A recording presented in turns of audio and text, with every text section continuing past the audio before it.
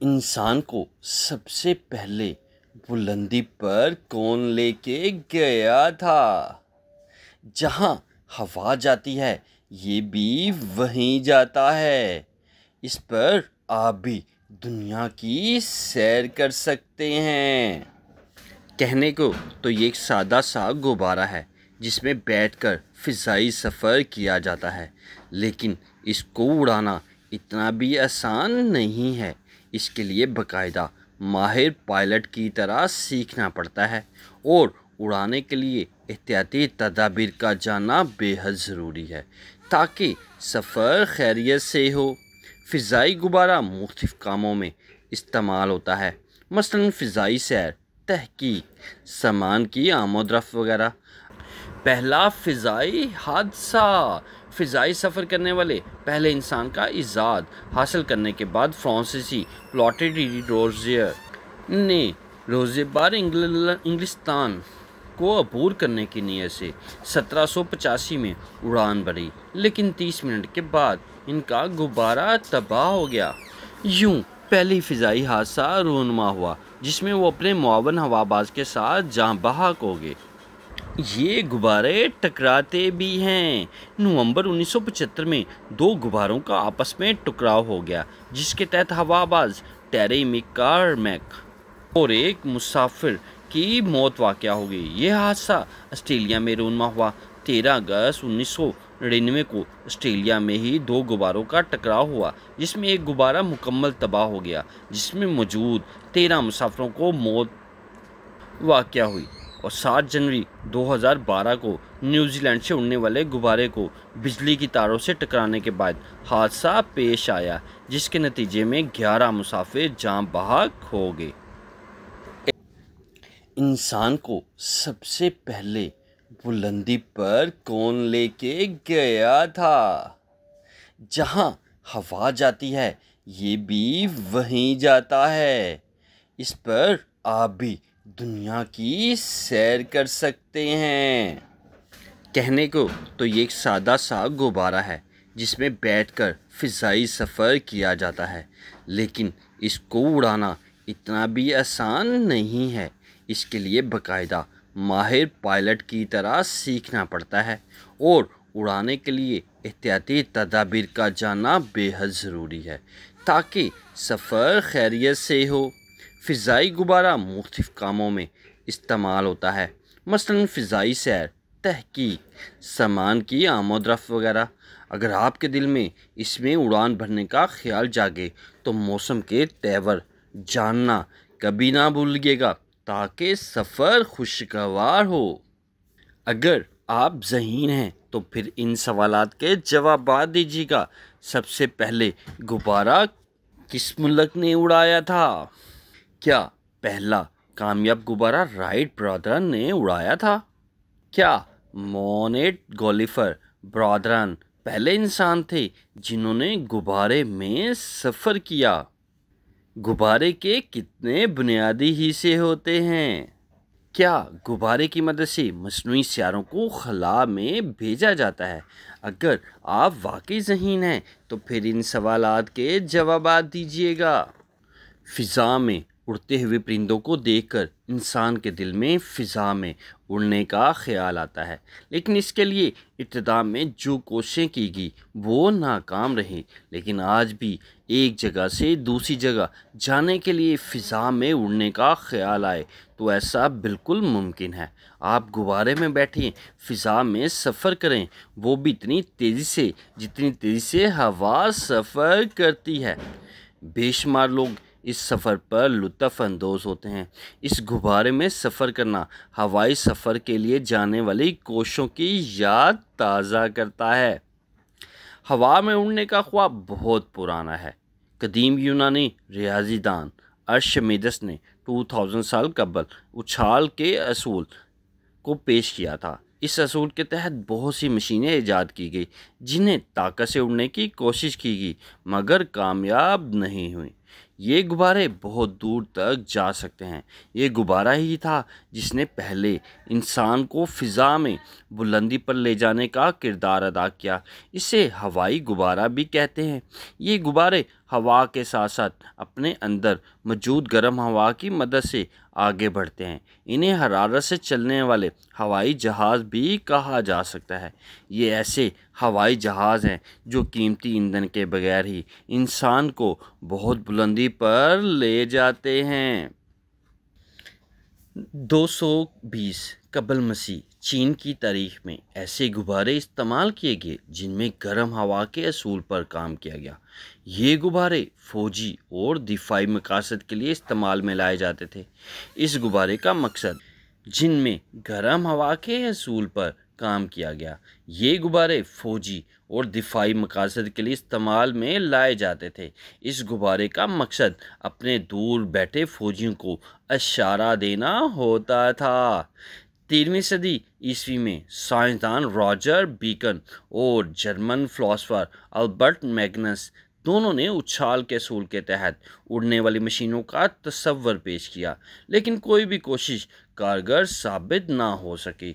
19 सितंबर 1783 में फ्रांस में Monet golfer ब्रादरा ने तजर्बाती तौर पर एक भेड़, एक बत्तख, एक मुर्गा गुब्बारे की उड़ान में सवार किए। उसने 8 मिनट परवाज़ की और कामयाब लैंडिंग भी की। ताहम इस उड़ान को अपनी मर्जी के तहत उड़ाया नहीं जा सकता था।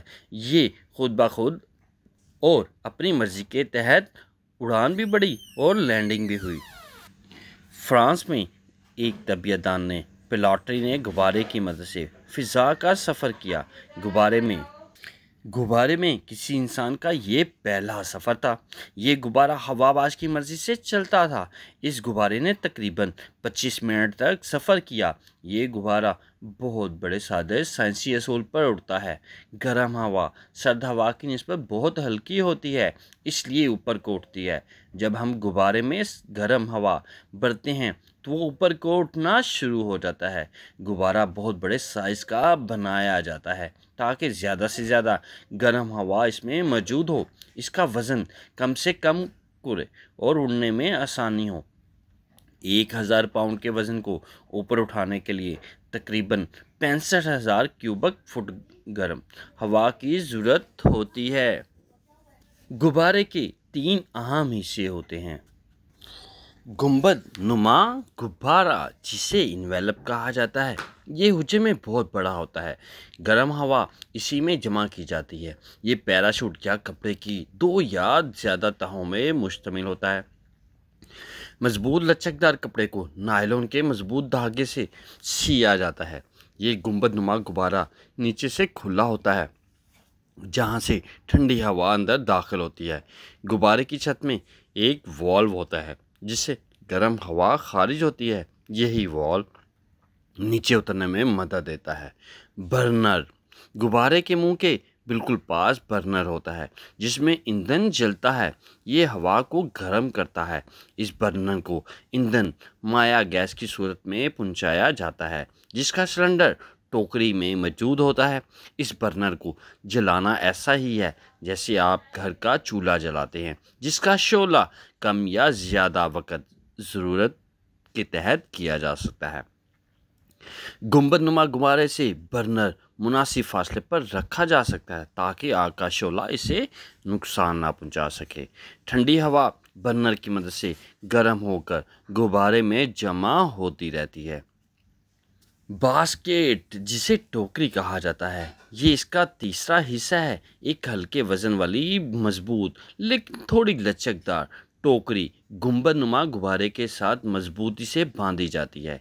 इसी टोकरी में मुसाफिर और गैस का सिलेंडर रखा जाता है। ये टोकरी ज़्यादा सख्त नहीं बनाई जाती क्योंकि उतरने के लिए अमल के दौरान मुसाफिर के ज़ख्मी होने का खदशा होता है। गुंबद नुमा गुब्बारा बर्नर और टोकरी को मजबूत रस्सियों से बांधा जाता है जो अमूमन नायलॉन से बनी होती है।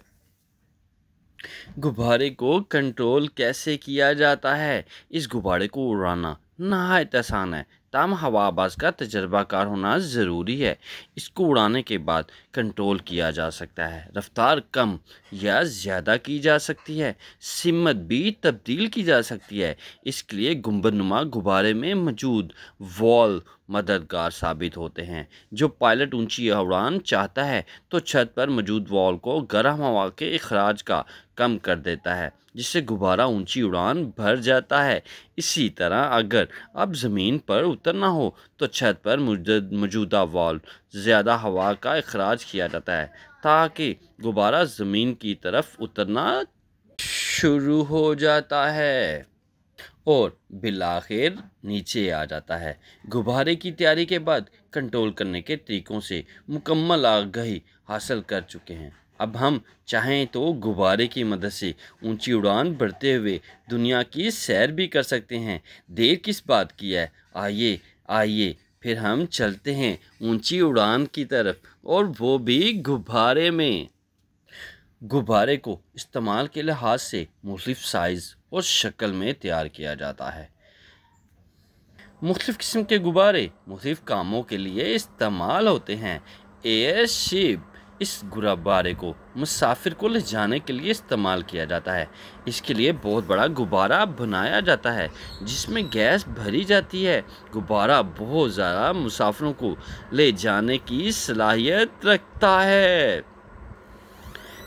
तहकीक गुब्बारा, जिसे रिसर्च बैलून कहा जाता है, ये गुब्बारा तहकीक में मददगार साबित होता है। अमूमन फ़ोटोग्राफ़ी, मौसमियाती, फ़ल्कियाती, माहौलियाती और फ़ौजी तहकीक के लिए इस्तेमाल किया जाता है।